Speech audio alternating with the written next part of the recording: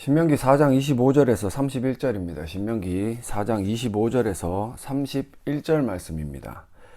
내가 그 땅에서 아들을 낳고 손자를 얻으며 오래 살 때에 만일 스스로 부패하여 무슨 형상의 우상이든지 조각하여 내 하나님 여호와 앞에 악을 행함으로 그의 노를 일으키면 내가 오늘 천지를 불러 증거를 삼노니 너희가 요단을 건너가서 얻는 땅에서 속히 망할 것이라. 너희가 거기서 너희의 날이 길지 못하고 전멸될 것이니라.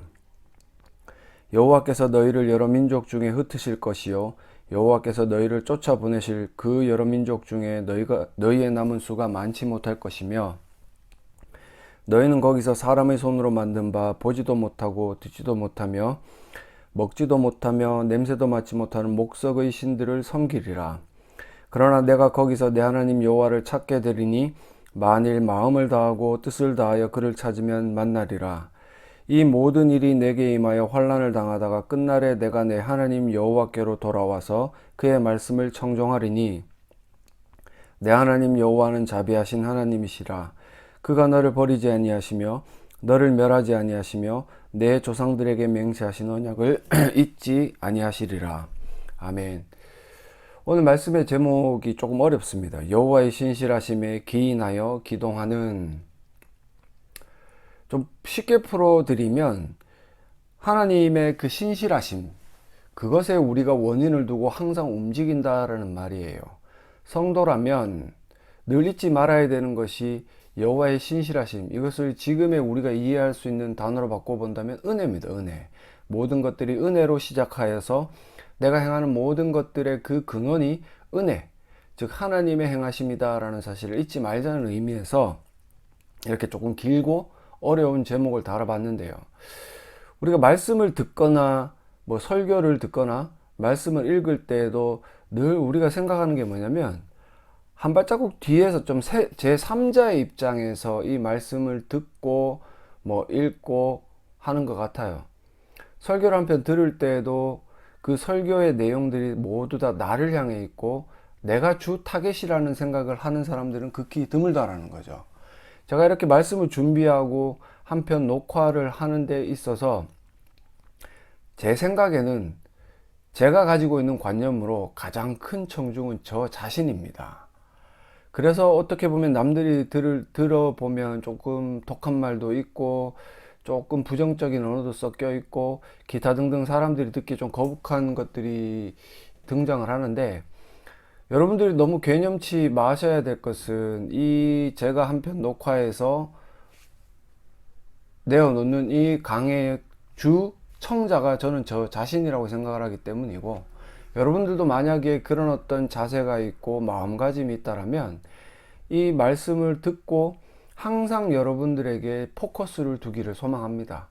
그래서 나에게 가장 먼저 적용을 하고 나에게 먼저 가장 이 말씀이 어떤 의미로 다가오는가를 고민할 필요가 있는 겁니다. 그래서 제가 복음 강좌를 할 때도 말씀을 드렸지만 이거 한 편 듣는다고 여러분들에게 자기 만족감으로 다가온다면 그것은 큰 도움이 되지를 않아요. 그건 그냥 한번 속된 말로 30분 시간 낭비하는 겁니다. 그래서 제가 지난주에 이어서 또한 계속해서 설명하는 우상숭배, 그 우상숭배가 계속된다면 끔찍한 결과를 낳게 되는 부분에 대한 이야기를 하면서 결국 우상숭배의 죄에서도 벗어나게 만드는 것이 하나님의 신실하신 약속, 그 약속에 기인한 근거 때문이다라는 것을 말씀을 드리고 싶다라는 거죠. 지난주에 제가 그 우상에 대한, 우상숭배에 대한, 그 우상숭배라는 것은 결국 나 자신을 창조주로 만들어서 하나님의 존재를 까맣게 잊어버리는, 그래서 내가 하고 싶은 대로 하나님을 조종하고 싶어하는 모습이다. 이 모든 것들이 하나님을 알만한 지식이 없어서 일어나는 일들이다 라고 이렇게 말씀을 드렸어요.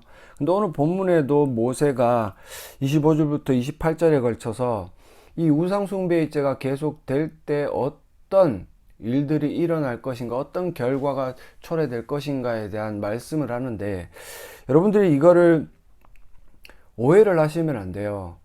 선지자로서 모세가 지금 우리들에게 주는 이 메시지는 몇백 년 뒤에, 몇천 년 뒤에 일어날 법한, 몇백 년 뒤에겠죠. 몇백 년 뒤에 일어날 법한 이스라엘 백성들에게 반드시 일어나는 그런 예언의 말씀이다라는 사실을 잊어버리면 안 된다는 거죠. 이게 혼동이 오는 이유가 뭐냐면 25절에 내가 그 땅에서 아들을 낳고 손자를 얻으며 오래 살 때에 계속해서 이제 약속의 땅에 들어가서 살아가는 그 시간 동안에 만일이라는 단어, 이 가정법에 만일이라는 단어가 붙어 있기 때문에 너네가 이렇게 하면 이렇게 될 거야. 반대로 뒤집으면 이렇게 하지 않으면 뭐 영원히 살 거야 라는 이런 말씀으로 자꾸 받아들이기 때문에 이것을 우리의 의지대로 우리의 능력대로 충분히 해나갈 수 있는 그런 일들처럼 생각을 한다라는 거죠. 영어 성경에도 보면 ESV나 뭐 대부분의 성경에 if가 달려 있는데 NASB에는 이 if라는 단어가 빠져 있습니다. 대신 and로 엮어서 이런 일들이 일어날 것이다 라고 미래형으로 약간은 설명을 하는 느낌이 있어요. 물론 현재 그 시제는 현재형으로 쓰여져 있는데 읽다 보면 아, 이게 미래에 일어나는 일이고 이 일들을 통해서 하나님이 우리에게 주시는 메시지가 무엇인가에 대한 고민을 좀 해봐라 라는 문제를 제기하는데, 여기 25절에 나와 있는 것처럼 만일 스스로 부패하여, 스스로 부패하다는 말은 우리가 지난주에 살펴본 것처럼 멸절된 상태, 파멸된 상태, 만일 파멸된 상태로 가는 사람은 거의 없죠. 그죠? 안다면, 내가 만약에 차를 몰고 가다가 어제 제가 이제 운전을 하다가 그 수막 현상 때문에 약간은 좀 위험한 상황에 처했는데, 만약에 저곳에 수막 현상이 일어난다는 걸 알았다라면 그 길 위에 차를 올리진 않겠죠. 그죠? 모르는 상태이기 때문에 가다가 느닷없이 당해서 이리 비틀 저리 비틀 하다가 겨우 진짜 주님께서 보호하셔서 이렇게 차를 똑바로 세워서 다시 운전을 하게 됐는데, 이것처럼 모르기 때문에 파멸되는 상태에 놓여지는 거예요. 그래서 만일 스스로 부패하여 파멸된 상태에 있어서 무슨 형상, 우상이든지 조각, 우상 숭배, 우상을 만들어서 우상을 숭배하면 이것이 결국은 네 하나님 여호와 앞에 악을 행하는 것이다. 쉽게 생각할 수도 있고, 뭐 이것이 우리가 그냥 인간이기 때문에 마땅히 할 수도 있는 일이라고 치부해 버린다면 이 일들이 결국은 여호와 앞에 악을 행하는 행위라는 사실은 영원히 잊어버릴 겁니다. 우리가 단순히 제가 지난주에 말씀드렸던 것처럼 기도라는 그 귀한 방법이 무기가 되어서 하나님을 조종할 수 있는 방법처럼 내가 사용한다면 그거는요, 하나님 앞에 악을 행하는 겁니다. 기도의 선한 행위가 나 중심성을 가지고 내가 마음대로 하고 싶다라는 그런 어떤 악용하는 방법으로 쓰여진다면 그게 여호와 앞에 악을 행하는 거예요. 그래서 그렇게 악을 행하면 당연히 하나님께서는 진노하시겠죠. 그 하나님의 진노가 일어나면 26절에 내가 오늘 천지를 불러 증거를 삼는다. 이 말은 확실하게 이 일들이 일어난다. 너네 이렇게 살면 안 돼 라고 뒤집어 말할 수 있겠죠. 너희가 요단을 건너가서 얻는 땅에서 속히 망할 것이야. 속히 망해. 너희가 거기서 너희의 길이 길지 못하고 전멸될 것이야. 앞부분에서는 조건절로 달아가지고 이렇게 악을 행하고 진노를 일으키면 내가 속히 망한다. 근데 뒷부분에 그 26절 하반절에는 뭐라 그래요? 거기서 너희의 길이 길지 못하고 전멸될 것이다. 단언하는 거죠. 예언하는 거예요. 이것은 이스라엘 백성들이 약속의 땅에 들어갔다고 해결되는 모든 문제가 해결되는 것이 아니다. 너희는 반드시 이 약속의 땅 안에 들어가서도 우상을 숭배하고 우상을 조각가지고 우상을 숭배해서 하나님 앞에 악을 행하고 하나님 앞에 진노를 사서 망하게 될 거야 라는 예언의 말씀으로 받아들여야 한다라는 거죠. 그러면서 27절로 가면 더 확실해집니다. 여호와께서 너희를 여러 민족 중에 흩으실 것이요. 그죠? 미래형으로 쓰여지는 거죠. 여호와께서 너희를 쫓아보내실 그 여러 민족 중에 너희의 남은 수가 많지 못할 것이다. 결국 절멸되고 멸절되고 흩어진 디아스포라 되어서 노예로 끌려가서 많은 사람들이 죽거나 다치거나 결국 남은 숫자가 많지는 않을 것이다 라고 이야기를 하는 거죠. 지난번에 말씀드린 대로 모르기 때문에 호세아서 4장 6절에 내 백성이 지식이 없으므로 망하는도다. 네가 지식을 버렸으니 나도 너를 버려. 내 제사장이 되지 못하게 할 것이요 내가 내 하나님의 율법을 잊었으니 나도 네 자녀들을 잊어버리리라.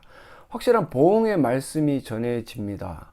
이 보응의 말씀이라는 것은 조건절로 생각해서 네가 지식을 버리지 않으면 내가 이렇게 할 거야 라고 해석을 할 수도 있겠지만, 선지자의 입을 통해서 지금 이 당시 때 이스라엘 백성들이 이렇게 망하게 된 연유에 대한 것들을 설명하는 부분이고, 이 말씀은 오늘 본문에도 고스란히 적용이 되어서 너희가 지금 이 요단을 건너서 약속의 땅에 있지만 결국은 너희가 우상을 조각하여서 하나님의 진노를 사서 흩어지고 멸망하게 될 것이다 라는 어떤 예언의 메시지로 선포되고 있다는 겁니다. 그럼 28절에 너희는 거기서 사람의 손으로 만든 바, 이게 더 얼마나 그 우상 숭배의 죄가 사람들의 눈을 가리고 지식을 어둡게 하고 판단력을 흐리게 하는지 이제는 극으로 치달아서 뭔가 더 악한 행위로 벌어진다라는 거죠. 여기서 거기서라는 거는 흩어져서 그 흩어진 땅에서 사람의 손으로 만든 바 보지도 못하며 듣지도 못하며 먹지도 못하며 냄새도 맡지 못하는 목석의 신, 살아계신 하나님을 섬기는, 살아계신 하나님의 백성이라 명명되던 그들이 살아계신 하나님 대신에 살아있지 못하는 목석, 나무와 돌로 만든 신들, 이건 신들이 아니라 그냥 나무와 돌입니다. 그 나무와 돌 앞에 엎드려 섬기면서 하나님을 끝까지 저버리는 악행을 서슴없이 행한다라는 것을 모세가 우리들에게 이야기를 하는 거예요. 그렇다면 우리가 여기서 고민을 해봐야 돼요. 잠언서 26장 11절에 그 지식이 없는 자들이 어떻게 행하느냐, 개가 그 토한 것을 도로 먹는 것 같이. 토한 것을 다시 주워 먹는 사람은 없어요. 근데 개는 그것을 다시 먹는다라는 거죠. 이렇게 미련한 자는 그 미련한 것을 거듭 행한다라고 이야기를 하면서 지금 이스라엘 백성들의 행위가 우상 숭배로 멸망을 당하고 노예가 되어서 그 흩어져 버리고 거기서 멸망을 당한 상태로 거의 멸절된 상태로 있음에도 불구하고 그들이 그 지역에서도 살아계신 하나님 앞에 돌아와 엎드려 회개하고 정말 하나님의 그 자비와 긍휼을 구하는 게 아니라 나무와 돌을 섬기면서 마치 그것이 살아계신 하나님인 양 믿고 그것들을 조종하여서 그 상황에서 벗어나 보려고 애를 쓴다라고 말을 하는 겁니다.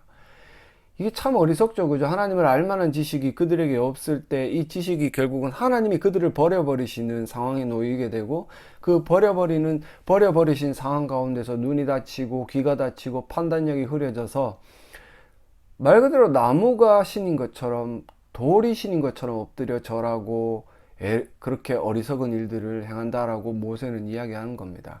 이것이 이스라엘 백성들에게 만일 너희가 이렇게 하면 이렇게 될 것이다 라는 조건절의 결과처럼 설명을 할 수도 있겠지만, 역사적으로 우리가 살펴봤을 때 이것은 이스라엘에 대한 예언이고, 이 예언 가운데 그래도 하나님의 은혜가 있음에 대한 모세의 말씀이 뒤이어서 29절에 계속 이어집니다. 29절과 30절에 등장하는 여호와를 찾게 된다, 그 여호와께 돌아온다, 이 말씀이 우리가 중요하다고 판단을 하는데 이것보다 더 중요한 단어가 있어요. 그게 뭐냐면 29절에 거기서라는 단어예요.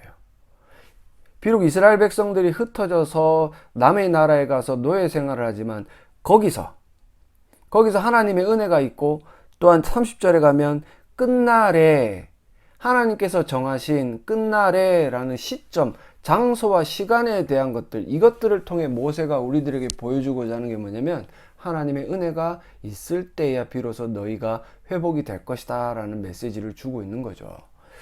29절에 그러나 내가 거기서 네 하나님 여호와를 찾게 될 거야. 비록 많은 사람들이 그 죽어 있는이 아니라 그냥 나무와 돌에 절하는 어리석음 가운데 있지만 거기서도 하나님을 찾는 무리가 생겨나게 될 것이다 라는 모세의 예언이 계속되는 거예요. 내 하나님 여호와를 찾게 되리니 만일 마음을 다하고 뜻을 다하여 그를 찾으면 만나리라. 그래서 우리가 마음을 다하고 뜻을 다해야 돼 라고 이야기하면서 우리의 힘으로 무언가 기동하려고 애를 쓰는데, 이것은 하나님께서 그렇게 만드셨기 때문에 기동한다. 어렵습니까? 만일 마음을 다하고 뜻을 다해 그를 찾으면 만나리라 조건절처럼 만들어놨지만 앞부분에 네가 거기서 네 하나님 여호와를 찾게 될 거야 라는 게 선행한다라는 거죠. 은혜가 더 앞선다는 말이에요. 그러면서 그냥 주는 메시지가 그게 마음을 다하고 뜻을 다해 그를 찾으면 만나게 될 거야. 이것까지도 하나님께서 그렇게 만들어 가신다라는 거예요. 이 부분에 대해서는 제가 마지막 부분에 한 번 더 설명을 드릴게요. 결국 이런 어떤 부분들에서 모든 이스라엘 백성들이 다 멸망하고 그 가운데 여호와를 배신하고 그 하찮은 나무와 돌에 절하는 것이 아니에요. 그 가운데도 하나님께서 택하신 주의 백성들을 통해 여호와를 찾게 만드시는 그런 어떤 은혜의 역사가 일어난다. 거기서 그 약속의 땅이 아니라 노예로 살아가고 있는 남의 나라 땅에서 하나님께서 일하실 거야 라고 말씀을 하시는데, 에베소서 1장 4절과 5절을 보시면 곧 창세전에 그리스도 안에서 우리를 택하셨고 우리로 사랑 안에서 그 앞에서 거룩하고 흠이 없게 하시고, 우리를 택하신 목적이죠, 그죠? 그 기쁘신 뜻대로 우리를 예정하사 예수 그리스도로 말미암아 자기 아들들이 되게 하셨다. 이 일들이 지금 이스라엘 백성들에게, 디아스포라, 즉 흩어져 있는 이스라엘 백성들에게 일어나고 있는 겁니다. 선택하시고 예정하신 그 백성들을 통해 거룩하고 흠이 없는 상태로 하나님께서 영광 받으시고자 계획하신 그 일들이 일어나고, 그래서 그들이 마음을 다하고 뜻을 다해서 여호와를 찾을 때 하나님은 그들을 만나 주시는 이런 어떤 은혜를 베풀어 주실 것이다. 물론 그 앞서서 뭐라고 말씀하셨어요? 여호와를 찾게 만드는 은혜가 선행이 되었기 때문에 그들이 이 결과물로, 여호와의 그 결과물로 여호와를 찾고 마음을 다하여 뜻을 다하여 그를 찾았을 때 만나주시는, 이런 거 보면 참 하나님이 대단하신 분 같지 않습니까? 가만히 놔두면 절대로 하나님을 찾지 않을 사람들인데 하나님이 그들 마음에 여호와를 찾을 만한 마음을 부어주시고 그들이 마치 찾는 것처럼 행동하게 만드시고, 그래서 여호와는 그냥 만나주시는 너무나 선한 하나님이고, 그 하나님이 지금도 우리 아버지가 되셔서 이 말씀이 없는 자들, 말씀이 없어서 망하는 자들 가운데도 하나님께서 택하신 그들을 통해 그들의 마음에 소망을 불러일으키시고, 또 그들이 찾죠. 애가 탈 때 정말 내가 힘든 일이 있고 뭔가 괴로운 일이 있을 때 여호와를 찾게 만드셔서 만나주시는 그 하나님, 이 하나님이 여러분들의 아버지고 저의 아버지고 지금도 그 하나님이 우리를 감찰하시고 보호하시고 있다는 사실이 있다면 이게 얼마나 큰 은혜요, 얼마나 큰 감동이겠습니까? 근데 여러분들이 이런 어떤 귀한 말씀, 귀한 은혜를 놓쳐버리고 살아가니 제 마음이 너무나 아프고요. 그것은 결국은 여러분들이 마음속에 여호와를 알만한 지식이 없기 때문이고, 여호와를 알만한 지식이 없기 때문에 그냥 그대로 살아가는 것도 괜찮을 법 생각하면서 살아가서 참으로 이런 일들이 지금 오늘날에 이런 일들이 벌어지고 있지 않나, 저는 그렇게 생각을 해요. 결국 결론적으로 봤을 때 시작과 끝은 다 하나님께서 하시는 겁니다. 과정적으로 우리가 조금 무언가 하는 것처럼, 여호와를 찾는 것처럼 현상적으로 드러나기는 드러나지만 그 시작도 여호와요, 끝맺음도 여호와이기 때문에 저와 여러분들이 이 은혜라는 방편을 떠나서는 절대로 살아갈 수 없고, 이 은혜라는 방편을 떠날 수가 없음을 한번 이렇게 은혜라 좀 표현이 좀 그렇긴 하지만 은혜에 맛들인 사람들이 은혜를 절대로 떠날 리는 없거든요. 그럼 이 은혜에 맛들인 사람들은 끝까지 은혜에 기인하여서 기동한다, 움직이면서 살아간다라는 게 오늘 메시지의 주요 쟁점인데, 30절에 이 모든 일이 내게 임하여 환난을 당하다가, 환난을 당하긴 합니다. 고난을 당하긴 합니다. 하지만 끝날에 여호와께서 정해놓으신 돌아오는 그날에 네가 네 하나님 여호와께로 여기서 돌아온다라는 말은 뭐 백한다라는 말도 있지만 신학적으로는 회개한다라는 말이에요. 하나님 앞에 내가 이제껏 이렇게 어리석고 참으로 무식하고 참으로 너무나 나 중심적으로 살아왔던 것을 회개하고 그의 말씀을 이제는 나의 모든 삶의 기준으로 삼아서 듣고 따른다, 청종하리니 내 하나님 여호와는 자비하신 하나님이라. 그가 너를 버리지 아니하시며, 그가 너를 이라고 이야기할 때 너는 전체 이스라엘을 가리키는 게 아니에요. 착각하시면 안 돼요. 오늘날로 따지면 교회 안에 있는 모든 사람이라고 생각해서는 안 돼요. 왜? 성경에서는 하나님께서 택하시고 예정하신 사람들에 대한 말씀이 곳곳에 선포되기 때문에 여러분들이 그냥 교회 안에 들어와 있다고 해서 내가 마치 그 선택 가운데 놓여져 있다고 착각을 하시면 안 돼요. 교회 안에 있지만 여전히 나 중심적으로 내가 하나님을 조종하기 위해서 기도라는 무기로, 헌금이라는 무기로, 봉사라는 무기로, 헌신이라는 무기로 하나님을 조종하고 있다면 그 사람은 아직까지는 여호와께 돌아온 자가 아님을 깨달으셔야 됩니다. 그래서 그가 너를 버리지 아니하시며 너를 멸하지 아니하시며 내 조상들에게 맹세하신 언약을 잊지 아니하시리라. 결국은 이 조상 아브라함과 약속하셨던 언약, 맺으셨던 그 언약 때문에 하나님께서는 이 이스라엘 백성들 가운데 소수를 택하시고 그 택자들을 통해서 영광 받으시기 위해 그들에게 믿음을 주시고 여호와께로 돌아와서 회개해서 이제는 내 소리에, 내 목소리에 귀를 기울이고 하나님의 음성을 차단하는 것이 아니라 이제는 온전히 여호와의 말씀을 듣고 여호와의 말씀에 순종하는 상태로 만들어 가시겠다라는 메시지를 오늘 모세를 통해서 우리에게 주고 있는 겁니다. 우리의 삶을 잘 한번 고민해 보셨으면 좋겠어요. 어떤 부분에서는 우리가 전부 다라고 이야기를 할 수는 없겠지만 어떤 부분에 대해서는 하나님의 음성이라는 단어 쓰지 맙시다. 좀 신비주의 같으니까. 하나님의 말씀보다는 나의 목소리에 더 비중을 두고 포커스를 맞춰서 내 목소리에 따라 움직이는 경향이 많지 않습니까? 근데 지금 대부분의 교회에 있는 성도들은 여호와의 말씀을 모르기 때문에 말씀보다는 자기가 원하는 그 가치관과 사고에 집중해서 살아가는 사람들이 너무나 많아요. 그렇기 때문에 이렇게 좀 강요하는 듯한 어투의 말씀들을 싫어하는 거죠. 여호와의 말씀에 순종해야 된다, 청종해야 된다, 듣고 순종해야 된다. 그럼 교회에선 당연히 여호와의 말씀이 선포되어야 되고, 선포된 말씀을 듣고 내가 행하지 못한다 하면 아직까지도 내게는 은혜가 없고 은혜 안에 거하지 못하고 있구나.